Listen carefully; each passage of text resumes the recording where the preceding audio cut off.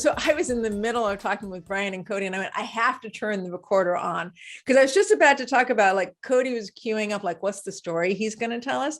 And he went through this and this and this and that. And I went, that's perfect. That's exactly the truth about what happens in real estate.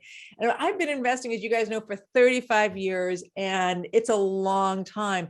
I am now over 50, despite the blue in my hair and the fact that I still have a daughter who is 12. I am turning into an older lady, graceful, elegant. I will hold on to those, but still an older lady. And the fact is, I don't really want to do this stuff anymore. I want to let you young guys get to it. You guys do it, because I don't have the energy for it. I want to be a passive investor. I want to be able to send you guys money and say, you deal with it. And then send me a check. I'll take lower returns, but I will also work a lot less harder.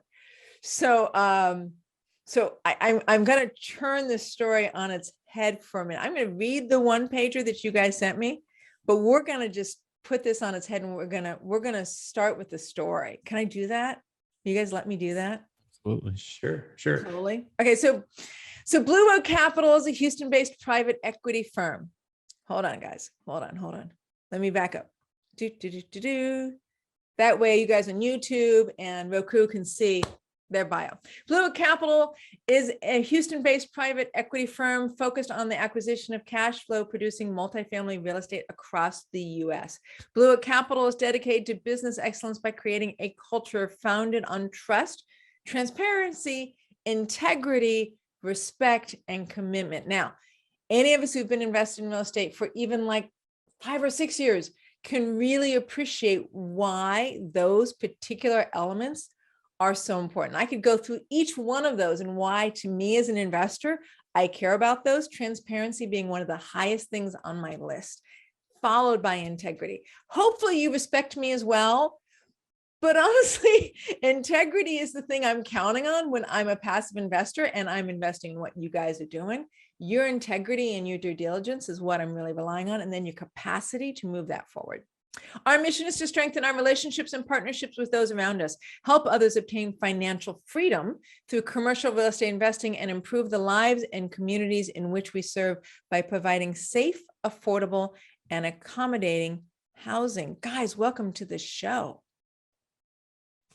For having us on, Christina. Yes, thank you so much. It's an honor to be here. And listen, before we get into further show, we would be more than glad to accept your investment capital anytime you're ready. Just let us know. Yes, that is the perfect response. That is exactly what I need you guys to say, and exactly what I expect to hear.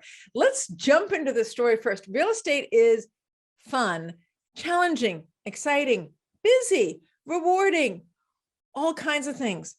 But challenging is one of those things it is. And I've invested in real estate long enough, and invested. I'm an investor. I invest in stocks. I've invested in oil. I've not invested in gold directly, but my father-in-law has. I've invested in hard money loans. I've done angel investing, startup investing with businesses. I've invested ATMs. Oh, and by the way, multi-units and single family and mobile home parks and a variety of other real estate backed assets. So I'm an investor. I have lost twice in my life close to or over $1 million. Twice. So that being said, I appreciate a good story in real estate and what it takes, because I've been the person sitting in the chair going, I am a first A loser. I have completely messed this up. I have no idea what I'm doing. I thought I was on top of the world, and now I'm not. But I stuck with it. And I moved myself forward. One was in stocks, one was in real estate specifically, but I stuck with it and I moved myself forward. That takes a level of depth and commitment. So let's hear your story. Why use real estate to break through to your success when it really can challenge you as a human being? Well, I mean, it's like anything else, right? I mean, anything in life that is worth fighting for is going to be challenging, right? I mean, if it were so simple, everybody would be doing it, right? And so that kind of goes without saying. I mean, yes, real estate is an incredible vertical. It is an incredible vehicle. And there are so many positive aspects to what we do in our business, but we all know what you're alluding to, right? Is it does come with certain headaches and certain challenges and certain risks. I mean, it is not a risk-free asset by any means. And so, we've all got stories to share. And Brian, I'm sure she's referring to the one we were talking about before the show, right? Which was the 5-figure lift station that went out, the 2 positions on our staff that are vacant, and our highest least exposure on our acquisition that we recently just took over. So why don't we start there? Yeah, I am drooling. I am so excited about this story. I'm just like, because this is what it takes for a professional to show up. I mean, what we see in this story is what can happen, but the result of the story is what you made of it. And the fact is you made something of it. So absolutely. And that's why, as investors, there's a saying in real estate that our job is to be problem solvers, right? So finding opportunities like this that have problems to be solved, this is what we're looking for. This is where we, you hear the term value add. These are the opportunities where we can add value, right? So as Cody was alluding to, there's always some skeletons in the closet. Some have a lot of skeletons, some have a few. And the longer you home the property, the more skeletons you usually find. And they come across all verticals. Your C-class properties, which are usually more workforce housing, more blue collar tenants, are going to have a different type of skeletons often. But even your A-class properties can often have some skeletons, which is the story we're talking about, where one of our most recent acquisition, which was a 2017, 2018 vintage property. So a newer building, A-class property. As soon as we took over, the skeletons started coming out of the closet, so to speak.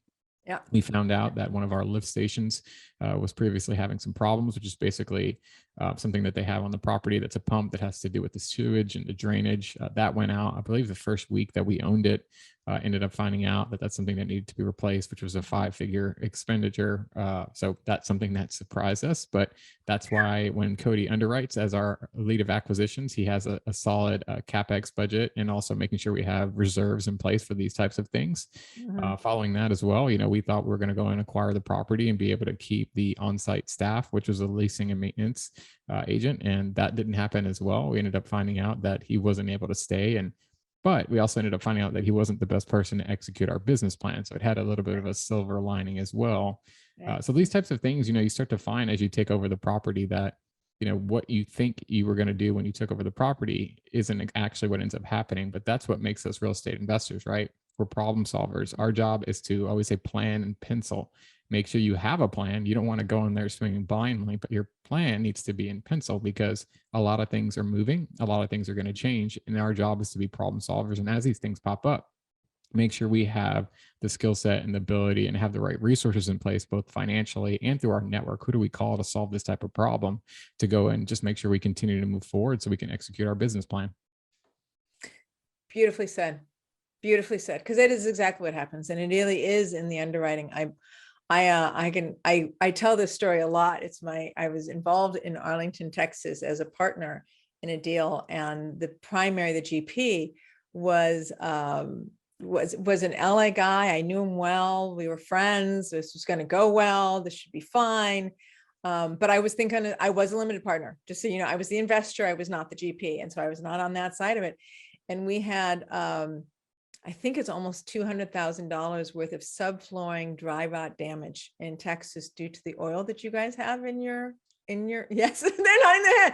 I remember this was literally a decade and a half ago, but there you go. And so all of my investment went south because our reserves were not big enough. And we did not, the GP, who was an LA based gentleman who had worked in multi-units, but primarily as an agent. Like, there's my red flag. That's red flag 1. 2 was working out of state in an area he did not know. Red flag 2. 3, he offered 35% total return across the 3 to 5 years of the project. 5 years divided by 30, divide 35 by 5 years. Right? The return actually wasn't that big. We didn't really have that big a cushion, and the CapEx budget was not nearly big enough. That one failed. Your guys didn't. So tell us how you made sure it didn't. I think it all starts with, like you said, it's the underwriting, like, for example, the lift station. We want to make sure when we're underwriting that we have healthy amount of reserves and a contingency for those reserves just in case something happens. Mhm. COVID was a great example about how things can come out of nowhere and you can't necessarily plan for them. So making sure we have those reserves, making sure we have that budget in place for those surprises was something that helped us weather that storm. We didn't have to hesitate and think about, oh, should we fix that? Should we wait? We can make the move quickly. Same thing with the staffing. Our job is to have strategic alignments with our property manager and to stay on top of our third party property manager to make sure we're having, if not daily, at least multiple times a week, conversations about staffing and getting on multiple calls to figure out what's our best strategy based on what's going on in today's market. There are massive labor shortages, wages are rising very fast. It's really hard to find skilled labor.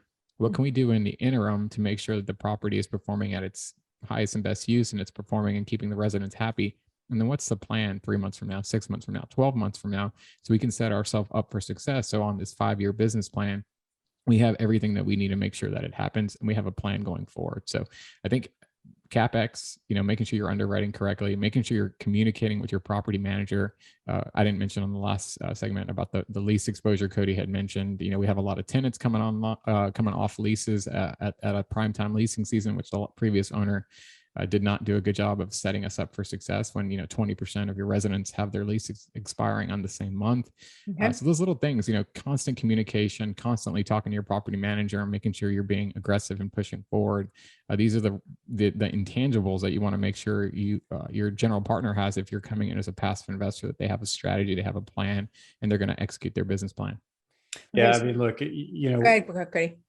Yeah, I was just going to say that the thing is that you can't panic. Things are going to happen. Unforeseen things are going to happen. And you could be very granular in your due diligence. You could try to unturn every stone, but listen, there's going to be things that happen that you can't anticipate for. But when you're buying good real estate in a great location and you're putting in good hedges and you're underwriting, like we talked about, reserves, things like that, that can give you the confidence to weather those storms, then there's no need to panic, And so I think that's important as well. You can't be reactionary to every single thing that comes up. You have to be proactive, and you just have to be calm and patient. And like Brian was saying earlier, just be a problem solver. So you guys were able to do that. First, you had the lift, but you had the CapEx reserves. Thank you, Cody, for figuring out to make sure that was there to be able to take in a very large exposure.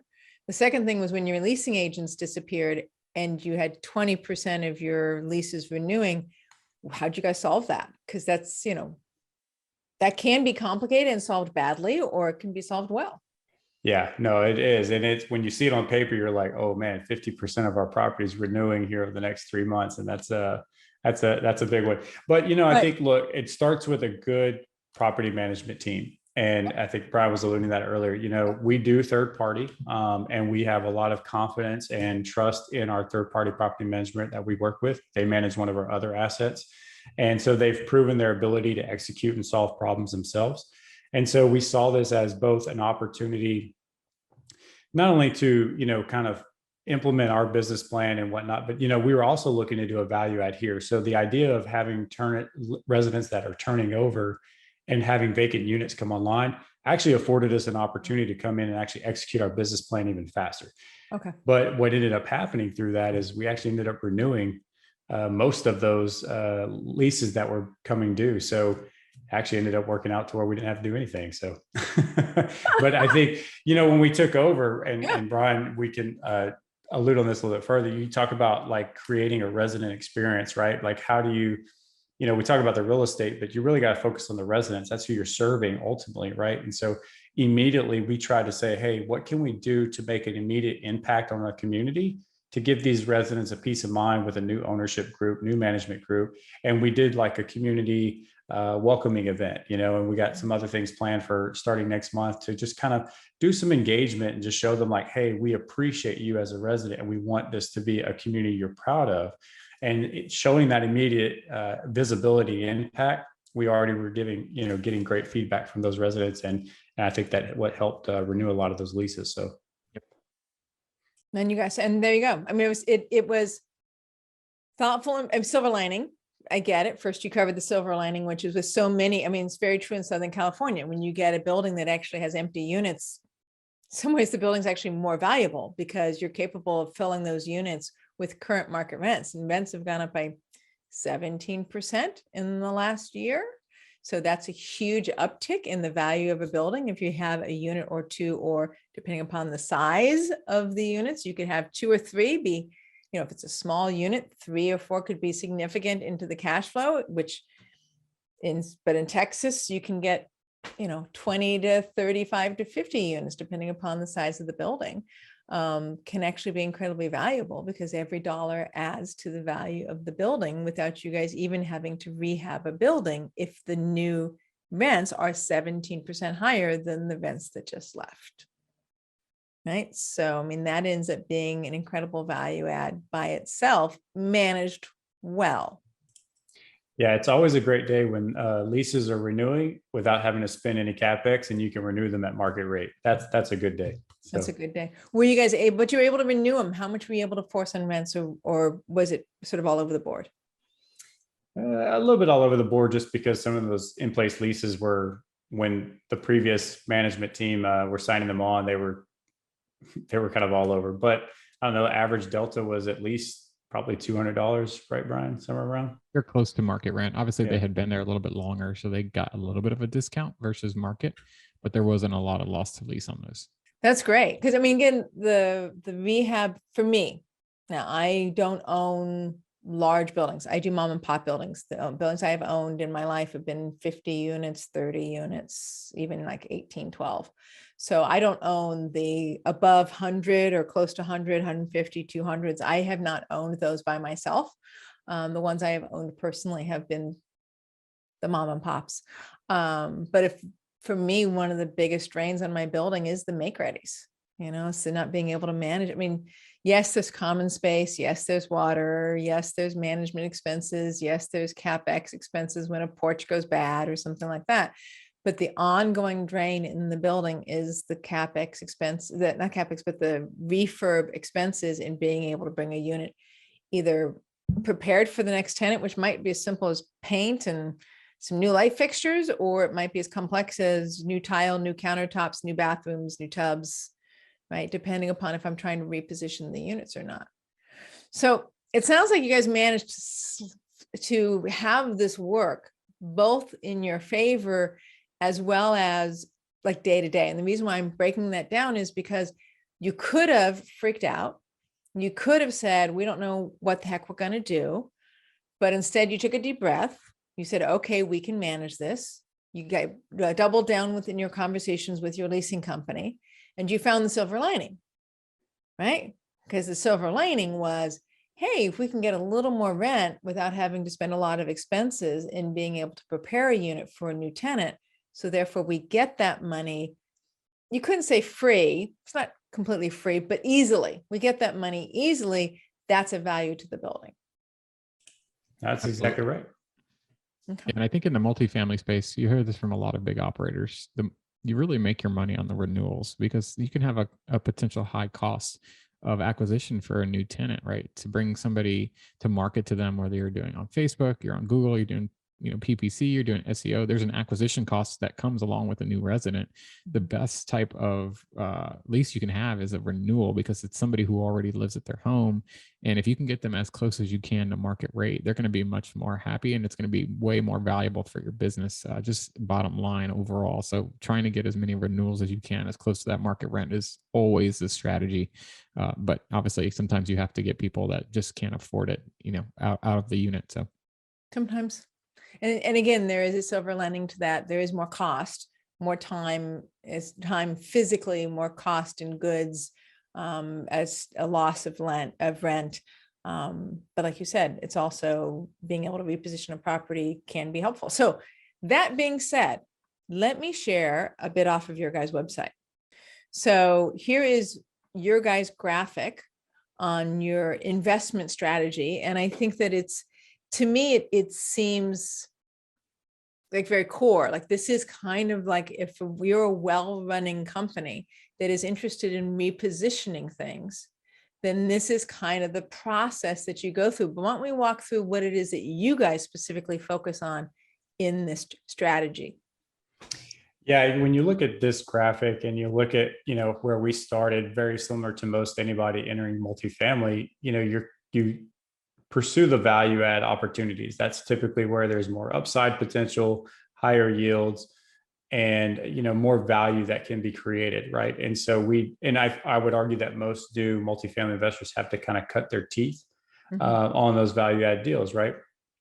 Yeah. But it's kind of interesting. We spent some time looking at value add. We still look at value add today, but our core thesis has actually transitioned to focus more on newer stabilized buildings with what I would call a higher tenant profile or resident profile demographic.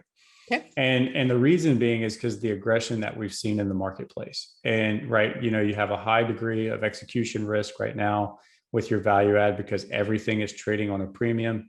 And so there's just some things that you need to be a little bit more aware of now trying to pursue the value add strategy. But just basic rudimentary fundamentals in real estate, we look for good assets that are well maintained, well operated, that does have some type of value add component, whether that be through, upgrades to amenities or the property cosmetics, or just from an operational upside. Maybe the current in-place management team is not just executing as well as they should be for whatever reason. And we also look for, real estate that's in good locations, whether that be in close proximity to great schools, great employment centers, high traffic, high visibility areas, whatnot. So that's rudimentary, right? Good assets, yep. Good location, good fundamentals. And then from there, like I said, we really try to look at how do we maximize the overall revenue? How do we capture some of this upside potential to really, increase the value and execute and achieve our business plan. So I don't know, Brian, anything I missed there? Nope. You hit the nail on the head, Cody. Makes perfect sense. So I think what's interesting to me is that if you're going to do newer properties, the physically newer properties, they're a better grade of quality. You might say A minus, B plus in that range. Then the repositioning of the property can be something that can be perceived as being harder. So what are you guys looking for in repositioning a property?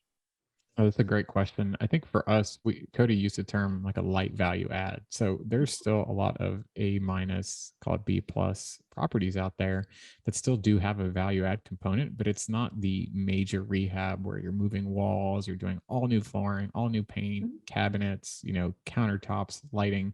These are properties that are, say, maybe vintage from 2000 up, maybe, late 80s, early 90s on up. So they've got good bones, good construction, good foundation, and you're really going in there and you're doing some light upgrades. So like for some context on our latest acquisition was a 2017 build. And it's still pretty new, right? 2017. Yeah, that's what I'm saying. 2017, how do you value add that? Yeah. So how do you value add that, right? So typically what you find in these properties that are 2010 to 2020 is a lot of them have been built by the developers and they're still being held by the developers, or maybe they've got one other buyer on top of that. And they haven't done a lot. They're still builder grade. It's kind of like the way I describe it. It's kind of like buying a single family house. When you buy it from the developer, everything's really builder grade. And some people like to go in there and do some light upgrades after they buy a brand new house because everything's builder grade, right? It's very similar in multifamily where we go in and on the property we just acquired, for example, there's no tile backsplashes in the kitchen. In an A-class property in a nice area where the homes are, almost $400,000 as a medium, you expect your kitchens to have tile backsplashes, right? So that's a value add component that we can go in and add to the property. Another example would be tech packages, right? This tenant demographic, the A-class demographic that are typically a little bit more affluent, they have white collar jobs. They like the luxury package. They like the type of convenience amenities. So those are going to be smart thermostats where you can, adjust the temperature from your phone. Those are going to be smart locks. So you don't necessarily have to always have a key. You can use your phone to get into the to your home, right? So that's another version of value add for us. And then we're also doing some other type of things like upgrading closets into what we call California closets. These are from a third-party vendor where you can go in and you can demo the closet that's in there, which is typically just a traditional, couple rods you see on the hook. These are more designer closets that have spaces for shoes, spaces, different layers of shelving. So it's a little bit more of a luxury thing. So between backsplashes, tech packages, and closets, that's our value add strategy for something that's only 5 years old. And based on where we're at in the market rent, we're still able to capture anywhere from $100 to $200, sometimes a little bit more on these rents compared to where they were at just with that light package, which all in is actually not very expensive. Yeah. I think it's really important to really understand your micro market, your assets that you're looking at, and the demographic, and then how do you best serve the needs of that demographic. If you're looking at workforce housing community that's a 70s product that doesn't have any washer dryer connections, that's a valuable amenity, right? I mean, the residents would love to be able to do their laundry care inside their home, right? That makes sense, right? That's and right. Yep. To Brian's point, you take a look at the asset that we're referring to, which is right behind my shoulder. That's a different demographic. Young working class. No families yet. They're tech driven. They like the convenience amenities, as you mentioned, and so you just got to figure out, like, hey, what is the need of the demographic, and how do we solve that problem? Okay. And I actually really appreciate your description and going through the details of that, Brian, because you've painted in my brain a clear understanding of what it means to have a nice unit, because I'm one step away from the gang neighborhoods. My multi-units have been literally like, oh, there's the abandoned sofa 1 block down. like I'm truly in like workforce housing. And so, yes, the washer and dryer hookup is very valuable to those people. I'm personally familiar with that.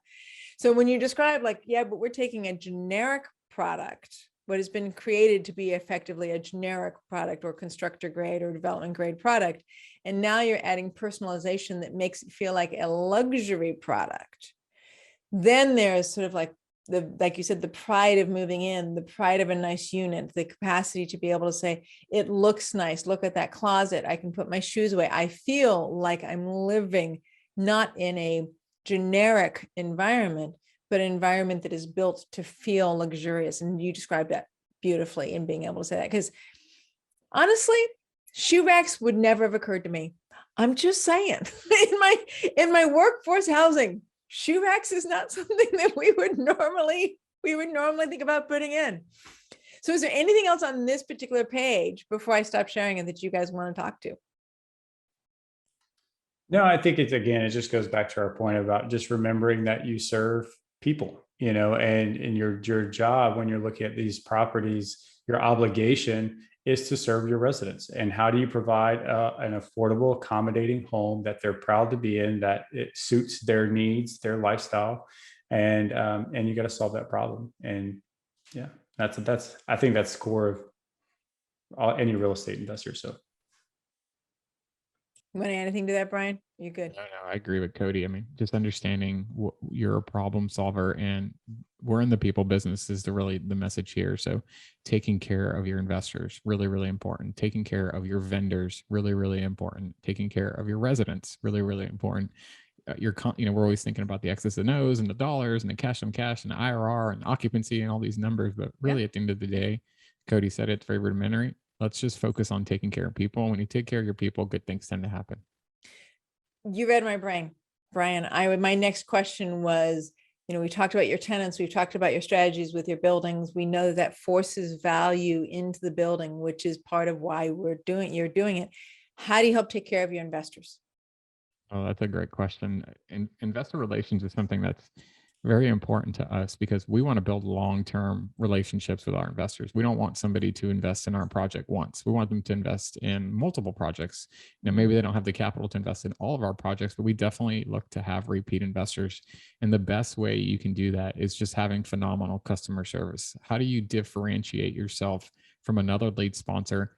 That's a question we're always asking ourselves. What can we do over at Blue Oak Capital that's a little bit different than the other sponsor? Because the reality is there's lots of great sponsors out there. There's people out there building lots of wealth and helping lots of investors. But How do we get investors to know, like, and trust us, which is something you hear a term throughout the Yep. industry. Know, like, and trust. Know, Absolutely. like, and trust, right? So it's the little things, right? It's Mhm. going out of your way to, after you close a property, to give an investor a gift, for example. That's something we're really prideful of, is on all the deals that we close, we like sending our investors a little something to show them, like, look, we really appreciate you trusting us with your hard-earned capital. Here's a little something out of our pocket to show you that we really value the opportunity to partner with you, and we want to build a long-term relationship. That's just one little thing. But I think the core really comes down to being transparent and having really, really good communication, which is something that we highlighted in our mission statement that you read on our bio, because nobody likes being left in the dark. And as you just mentioned, we all know real estate is not always on the up and up. And there's a lot of challenges that we have to face that affect, our underlying business.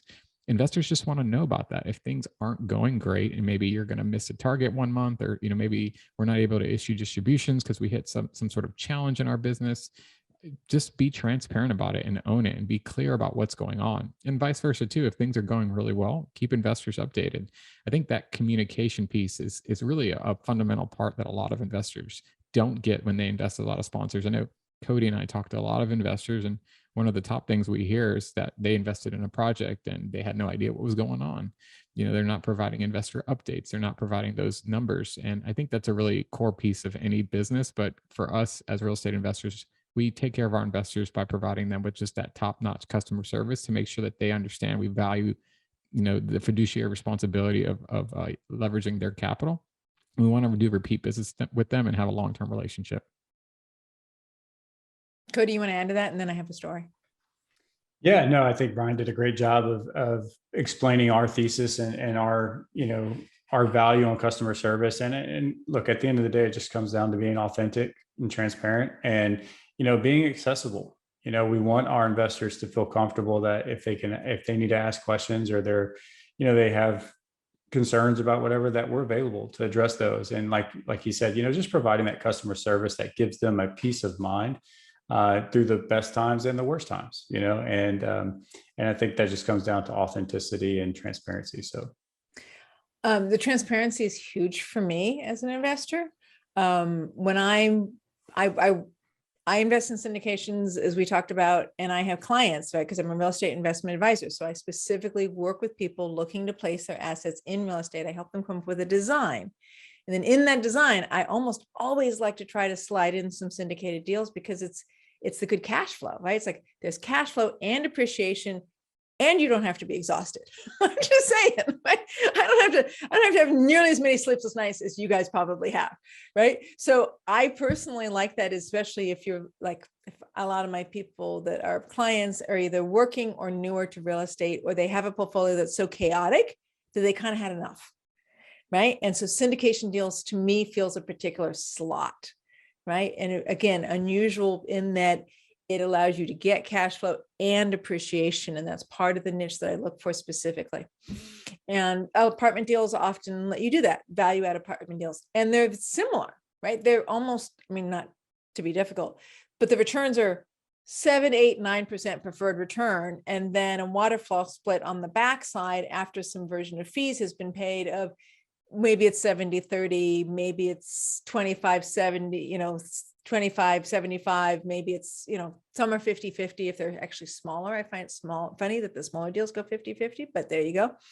But that's what I'm saying. Like they're like, no, there's this whole ballpark. They're in the ballpark, right? And you guys all know the ballpark, right? You guys are not confused about the ballpark of what is out there to stay competitive with your investors. So I have one of my clients, he was like, yeah, I invested in this company, and I sent them some emails and they weren't very responsive, and And oh, by the way, I ran into the guy at a conference that I went to, and he totally didn't recognize my name. He totally didn't recognize my face. And even when I said I was an investor, he was like, oh yeah, that's great. And like literally turned away from her. And she went, I don't ever want to invest in that thing again, ever, because there's too many good choices that are in this ballpark to be treated as if they don't care about me. They're holding my $100,000. Excuse me. Like I even expect my valet to treat my $100,000 car really, like really well, right? Like if I hand you a $100,000 car, I don't want you to ding it, right? So it's just, so therefore, yes. So she's not going to invest in that. We just talked about another one where she went, yeah, they don't seem to be responsive to me, and they don't seem to be da da da. And there was something that she was like, I just feel like they're not going to respect me. Yeah, I think there's an evolution that happens, as people scale their businesses and as, you get to a certain point of expansion. Um, it's not uncommon that you may not have a direct relationship or connection with the lead sponsor, right? You may not see the guy that's on Facebook. You may not be able to talk to them, but the good companies, like the good businesses, have an infrastructure and a team in place that support all of their investor relations. So you have a relationship with somebody that's in that team, and that's the difference. And to your point, I think if you don't get that, or you don't observe that, then that might be a question mark about really, the type of business that they've been building. So I think that's a great point. But I would tell people, look, even if you're not talking to, not that we're big shots by any means, but let's say, for example, if you're not talking to Cody or Brian directly, but you have somebody that's on our team that is close to us, that we have hired to put in place because we trust them to take that responsibility for us, then that's equivocal to, good business acumen. So just a note there. Yep. So Brian, anything you want to add? No, nope. All right. We're all singing the same tune. I think Cool. customer service is so important to us. How do people get a hold of you guys? We've been chatting but we're at our time limit. So how do people get a hold of you? I mean, if they've heard that you guys can straighten stuff out, they've heard you guys are strategic planners and you're thoughtful in what you do. They've heard about how you guys try to take care of your tenants and your investors. If they want to hand you $50,000 or $100,000 to put into an investment, how do they get a hold of you guys? Well, we appreciate the opportunity, Christina. This has been a great conversation. So it's always a pleasure to come on the show here. But yeah, we're very visible. You can find us across, social media platforms. LinkedIn, Facebook is primarily where we're at. But if you want to connect with us directly and learn more about us and the content that we're giving out, the education that we're providing to our database, you can connect with us directly through our email at Cody or Brian at blueoakinvest.com, or you could visit our website at www.blueoakinvest.com as well.